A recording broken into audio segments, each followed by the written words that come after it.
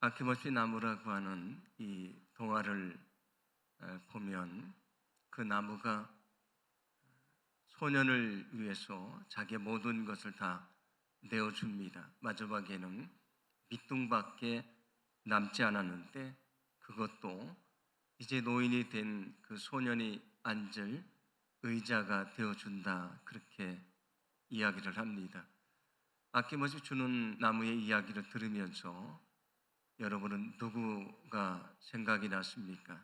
저는 저 십자가에서 우리를 위해 자기의 몸을 내어주셨던 예수님이 생각이 났습니다. 예수님이 십자가에서 우리에게 모든 것을 내어주시고 우리를 구원해 주셨다는 것을 기억하시기를 바랍니다. 오늘 말씀의 앞에 보면 이런 이야기가 나옵니다. 예수님의 제자 중에 야고보와 요한이라고 하는 사람이 있었는데 두 사람은 형제입니다. 그런데 그 두 형제가 예수님에게 이런 부탁을 합니다.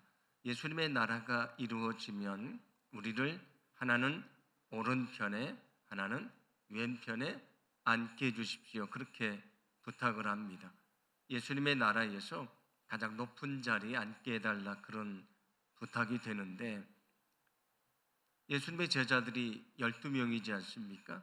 나머지 10명이 들으니까 화가 났습니다. 그래서 그 두 명의 제자에게 너희들만 높은 자리에 앉으려고 하냐? 그러면 우리는 뭐가 되는가? 해서 그 제자들 사이에 서로 다투게 됐다고 말합니다. 그때 예수님께서 그들에게 들려주시는 말씀이 있는데 오늘 43절과 44절인데 우리 함께 읽어봅니다. 너희 가운데서 누구든지 위대하게 되고자 하는 사람은 너희를 섬기는 사람이 되어야 하고 너희 가운데서 누구든지 으뜸이 되고자 하는 사람은 모든 사람의 종이 되어야 한다. 아멘. 여기 제자들이 다 높은 자리에 올라가기를 원하고 있었는데 예수님이 뭐라고 말씀하시냐면 정말 위대한 사람은 오히려 자기를 낮추고 다른 사람을 섬겨주는 사람이다. 정말 으뜸이 되는 사람은 어떤 사람인가? 종처럼 낮은 자리에서 섬겨주는 사람이라고 말씀해 주시면서 너희들도 그렇게 낮은 자리에서 섬겨주는 자가 되라고 말씀을 하십니다. 그러면서 이어서 뭐라고 말씀하시냐면 사실은 내가 이 땅에 온 것도 섬김을 받으려고 온 것이 아니고 섬기러 왔다고 말씀해 주십니다. 오늘 45절인데 제가 읽어드립니다. 인자는 섬김을 받으러 온 것이 아니라 섬기러 왔으며 많은 사람을 구원하기 위하여 치를 몸값으로 자기 목숨을 내주러 왔다라고 말씀을 합니다. 예수님이 이 땅에 오신 것도 섬기러 왔는데 어떻게 섬겨주셨는가? 이 땅에 오셔서 저 십자가에 그 몸을 다 내어주시고 죽으심으로 우리의 죄를 사해 주시는 그 하나님의 은혜를 통해서 우리를 섬겨주시려고 오셨다고 말씀해 주십니다. 예수님도 이 땅에 섬기러 오셨는데 어떻게 섬기시냐면 자기를 다 내어주며 섬기셨다고 말씀해 줍니다. 여러분, 우리가 섬긴다는 것은 내 욕심을 챙기는 것이 아니고요, 나의 모든 것을 내어놓고 나를 다 들여서 다른 사람을 섬겨주는 것이지 않습니까? 그런데 예수님은 십자가에서 자기 생명을 다 내어주심으로 우리를 구원해 주셨다고 말씀해 주십니다. 구약 성경을 보시면 제사 중에서 번제라는 것이 있습니다. 그 번제는 소나 양을 모든 것을 다 태워서 드리는 제사인데 예수님은 마치 그 번제를 드리던 짐승처럼 저 십자가에서 자기의 모든 것을 다 주셨다고 말씀해 주셨습니다. 그 몸도 다 주시고요, 성경을 보시면 피도 다 쏟으시고 마지막 물도 다 쏟으시고 우리를 위해서 저 십자가에서 다 주셨다고 말씀해 주십니다.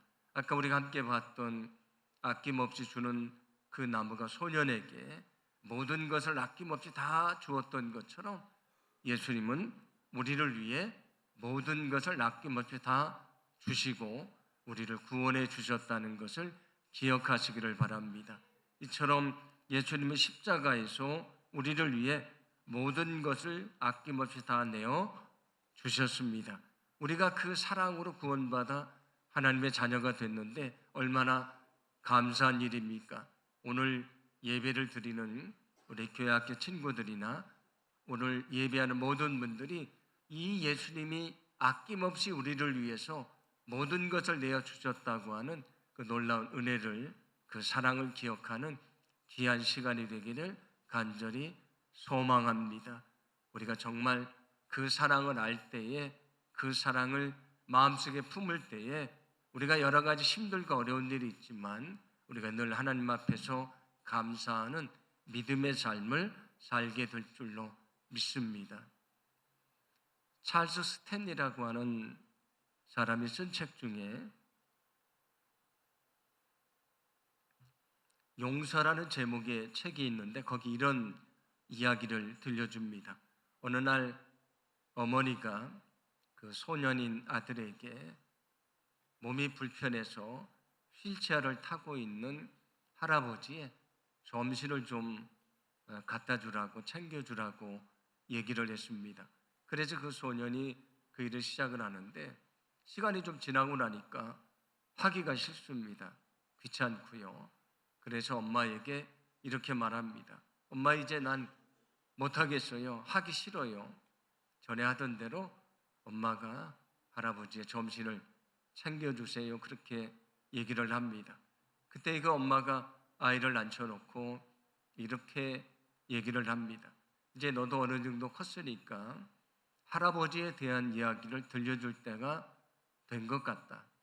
내가 아주 어렸을 때 우리 집에 불이 났는데 나는 2층에 있었고 아빠는 지하에서 일을 하고 있었단다.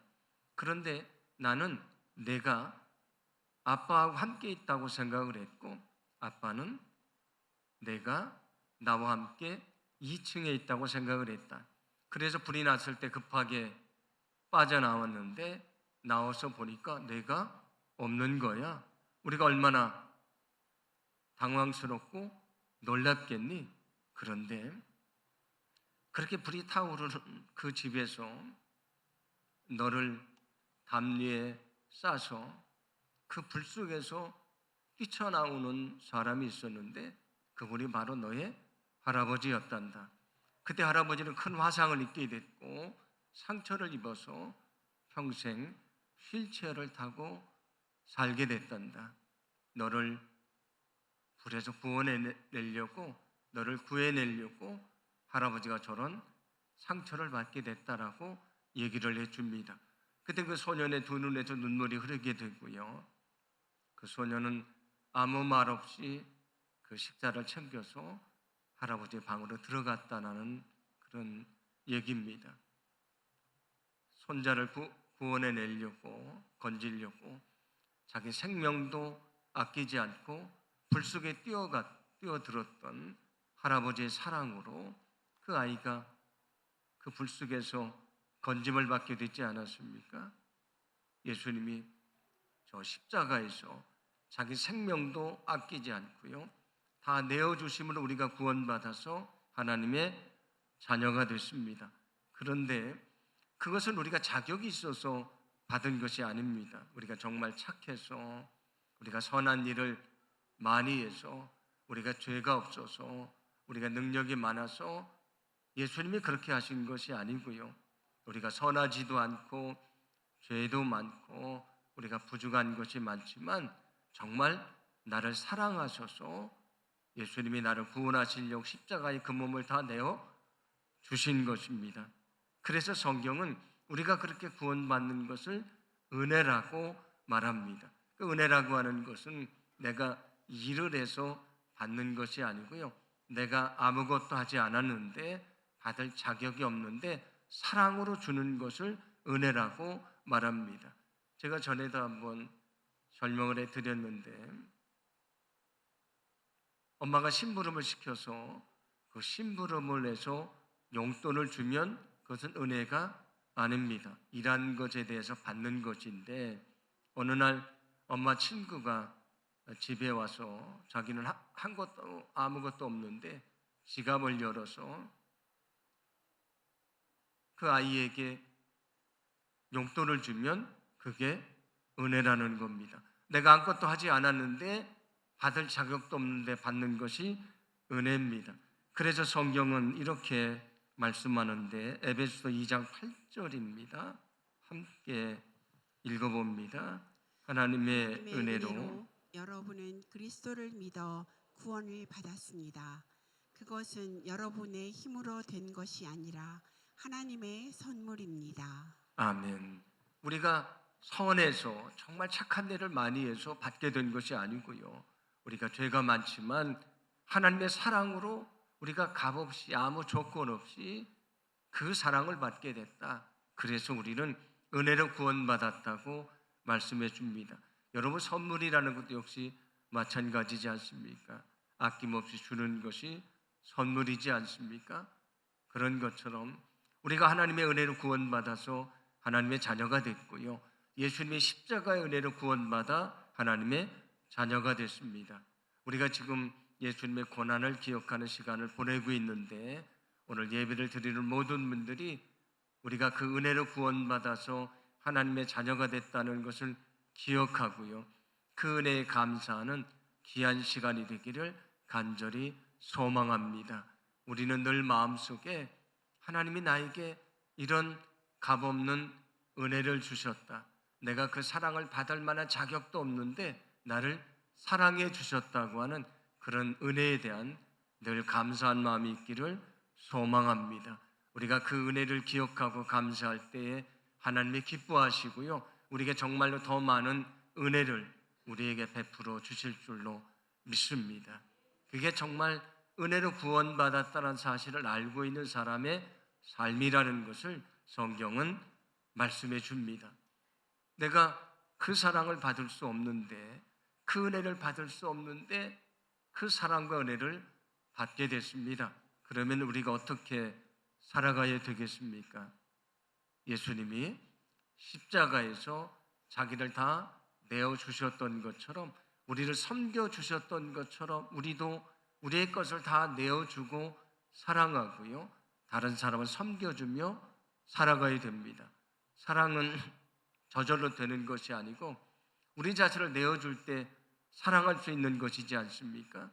예수님이 우리를 모든 것을 주셨던 것처럼 그렇게 사랑하고 그렇게 섬겨주는 삶을 살아가야 됩니다. 여러분, 예수님처럼 겸손히 사람들을 사랑하고 섬기며 살아가게 되기를 간절히 소망합니다. 그래서 성경은 이렇게 말씀합니다. 에베소 6장 7절인데 함께 읽어봅니다. 사람에게가 아니라 주님께 하듯이 기쁜 마음으로 섬기십시오. 아멘.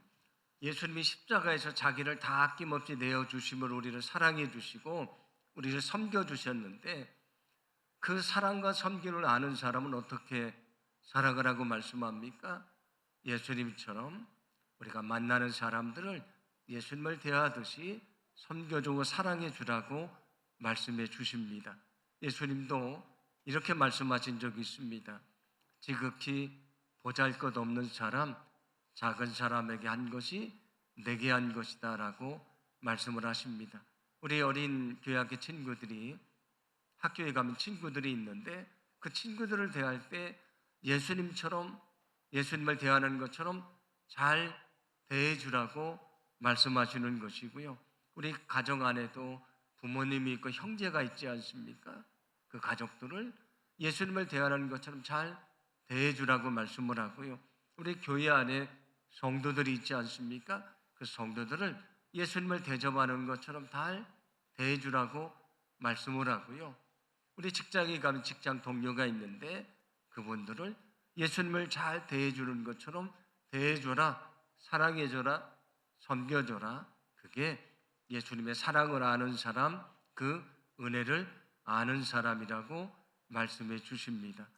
예수님이 십자가에서 아낌없이 우리를 위해 모든 것을 다 내어 주셨던 것처럼 그 마음 가지고 그 사랑 가지고 우리가 만나는 사람들을 그렇게 사랑하고요, 그들을 섬겨주는 믿음의 삶을 살아가게 되기를 간절히 소망합니다.